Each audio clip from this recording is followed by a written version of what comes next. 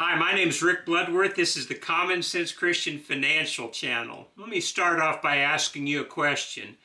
Is your paycheck going as far today as it was a few years ago? Well, if you're like the typical American, the answer is no.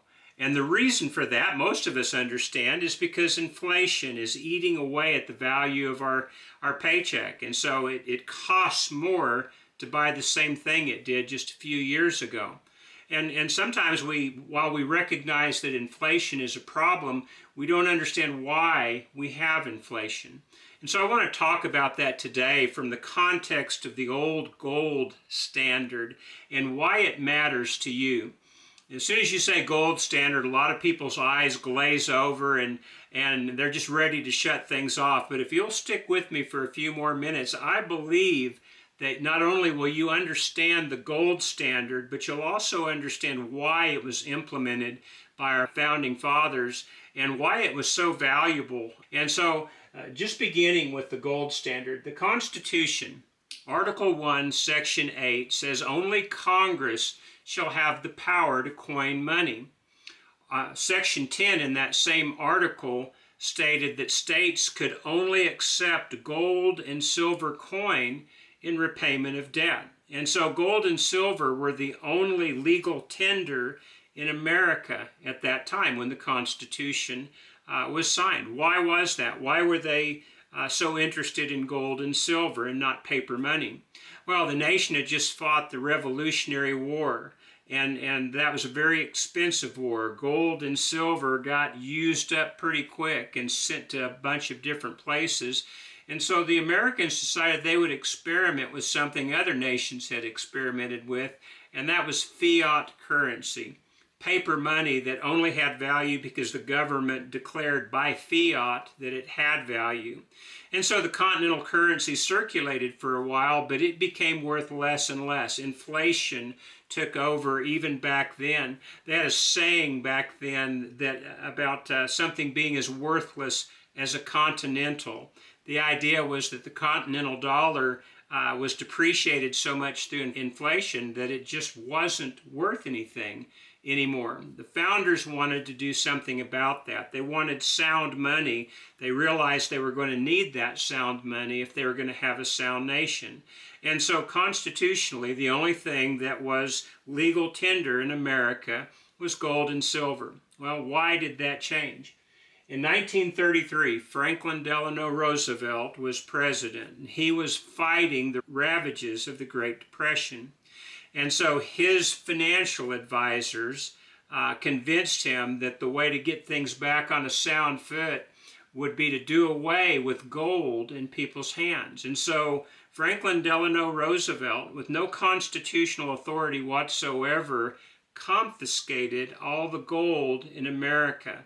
Anyone who hung on to gold other than for, say, collectible items was declared a hoarder and could be punished both with a fine and with a prison term. And people were pretty law-abiding back during that time. They had respect for their government, and they were hoping that maybe FDR and his administration could help them, and so they went along with it. And so they brought in their gold and also their gold certificates. A gold certificate was a paper certificate, just like our $1 bills, $5, $20 bills that we have today. And it said that it was redeemable in gold. And so that was to be brought back into the banks along with all their gold in exchange for a new currency. They didn't have any gold backing. Well, put a peg in 1933, because in 1933 gasoline was 18 cents a gallon. Fast forward to 1964, an important year, because 1964 was the last year that America put silver on a universal basis in its coinage. Matter of fact, I have a paperweight, lucite paperweight that has a $50 and a quarter and a dime in it that were all made of silver. And in 1964, the average gallon of gas was 30 cents a gallon, and they stopped allowing silver to be put in coinage. They used it a little bit, but not much after that. So You might say, well, there was still inflation. From 1933 to 1964, gasoline actually went up over 65%. And so you might think, well, they had inflation before they went off the gold standard. But you would be wrong in thinking that, because in 1933, the federal gasoline tax was 1 cent a gallon. In 1964, the federal gasoline tax was 18.4 cents a gallon. So, before federal income taxes, 1933, a gallon of gas was 17 cents a gallon. A gallon of gas in 1964 was only 12 cents a gallon. Silver more than held its value during that time.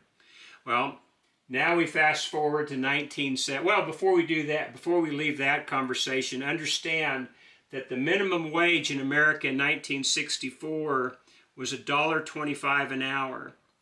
Doesn't sound like much, but that $1.25 in silver would buy an awful lot more than $1.25 in the type of coinage that we have today will buy. As a matter of fact, these coins right here have an average value per face value. So if you had $1 face value of silver, you've got about $26.50 worth of silver in that. You could sell $1 worth of silver coins to a coin shop today. It's July of 2025. You could sell $1 worth face value of silver to a coin shop today for about 25 times the face. So if you brought in 2 half-dollars, silver half-dollars, that'd give you $25. Why is that important? Well, it's the context we want to look at.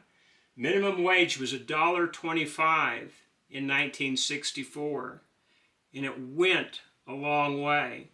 That $1.25 an hour for a 40-hour work week was $50 a week. If you worked 50 weeks in a year, that would be about $2,500.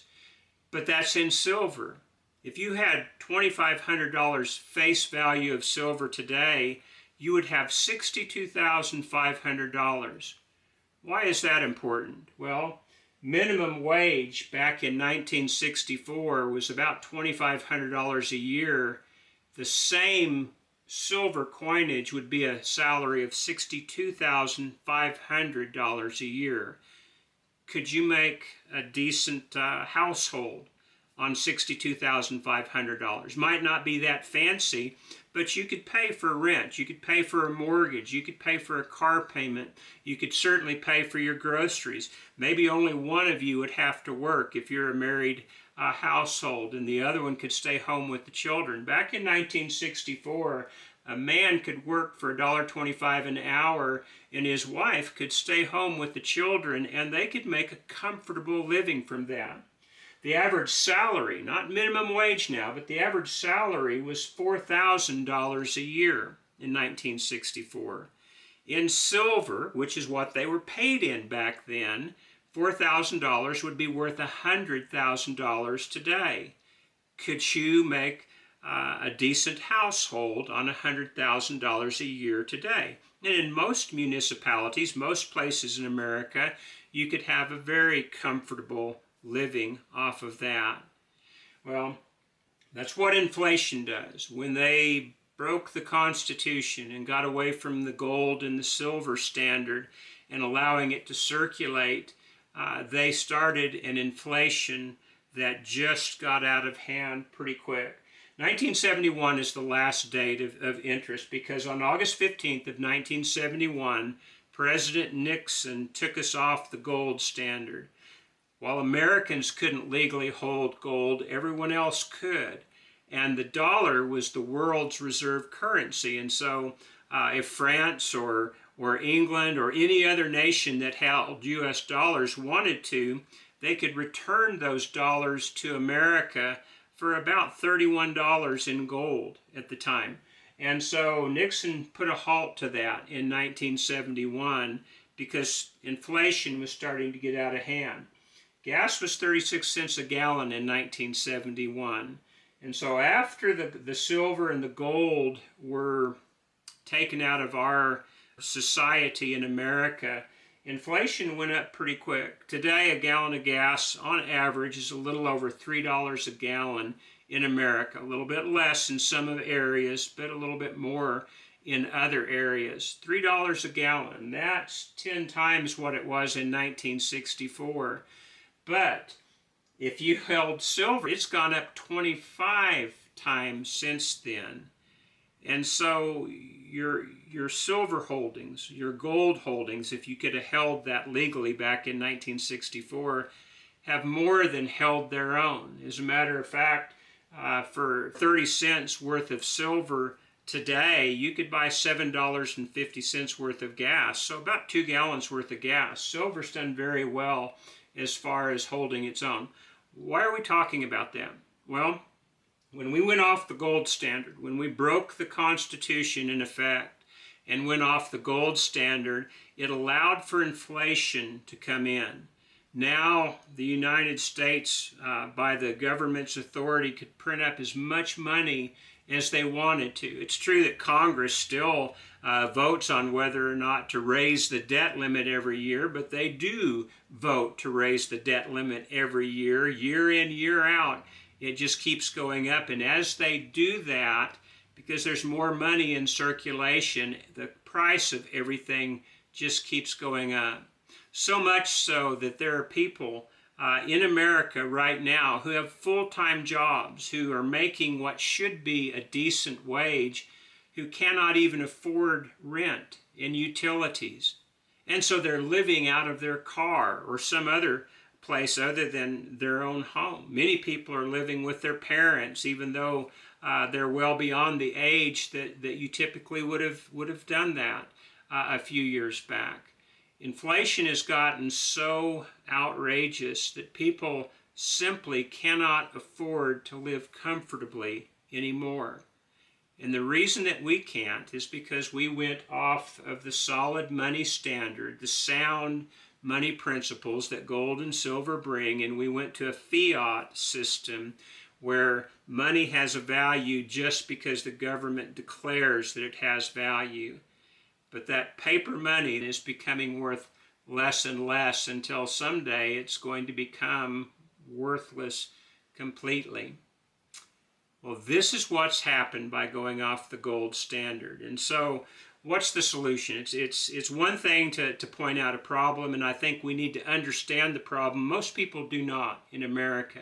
Our financial education within our public school system is pretty abysmal, you would have to admit. There are some schools that do a good job with it, but I'll bet there's not a single one of you who are listening to this video who has any knowledge of the gold standard from your schooling days. If you have a knowledge of it, it's because you dug into the subject on your own.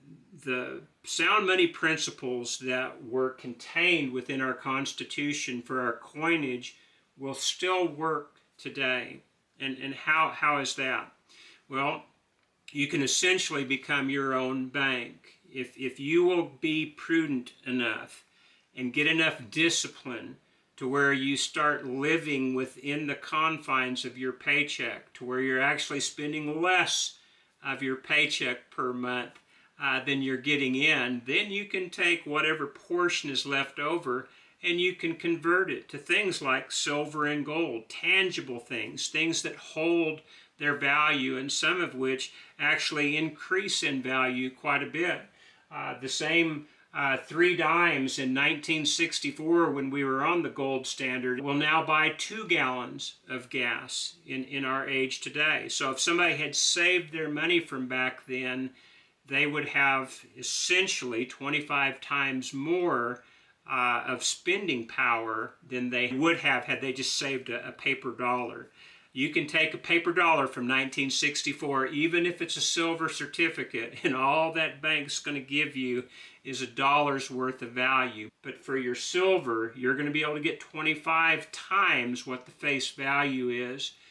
That type of a value holder will allow you to be able to buy things tomorrow at today's cost, or maybe even less.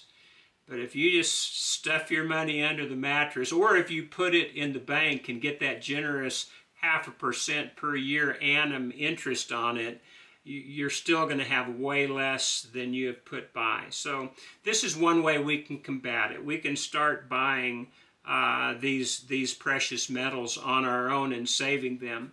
I realize this is somewhat controversial for some people. I don't know why. I know Dave Ramsey, who I admire, one of the best budget people that I've ever come across, thinks that gold is a pet rock. But if it is a pet rock, it's a pet rock that has increased very handsomely in value through the years, as has silver. So you can, if you want to, start putting some savings aside in gold and silver and maybe protect yourself a little bit from the ravages of inflation, at least until we get people within the government who have an interest in sound money again. Does the gold standard matter? Well, it matters substantially, significantly to us, and we're paying the price for not understanding that. You can do something about that if you will, but you got to start paying attention to what's going on, and you've got to start being proactive in how you handle your finances. That's the video for today. I appreciate your tuning in. I hope this gives you some insight as to the gold and silver standard. It's very basic, very fundamental. I realize for some of you it's way below what you already know, but for most people maybe it'll be helpful in understanding how we got to the point where minimum wage won't even allow you to have a decent living in our modern day and age. Thanks for tuning in. I hope we'll see you next time. God bless.